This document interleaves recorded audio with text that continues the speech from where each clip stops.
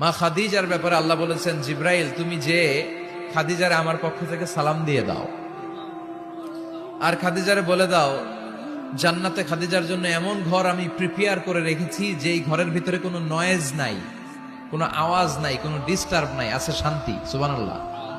কারণ বিশ্বনবীর জন্য খাদিজা নিজের ঘরটার এরকম নয়েজহীন, কোলাহল মুক্ত, শান্তিময় করে রেখেছিলেন। বিশ্বনবী কোলাহল পূর্ণ দাওয়াতি কাজ শেষ করে যখন ঘরে যেতেন, কলিজাটা ঠান্ডা হয়ে যেত। বিশ্বনবীর জন্য এমন একটা ঘর রেখেছিলেন মা খাদিজা, ওই ঘরে বিশ্বনবী যখন প্রবেশ করতেন, বাইরে যত মারপিট হয়েছে, মারামারি হয়েছে, কাফেরদের যত অত্যাচার সহ্য করেছে, ঘরে ঢোকার সাথে সাথে নবী সব ভুলে যেতে। এত মায়া, শান্তি, প্রশান্তির ঘর খাদিজা বানিয়েছিল।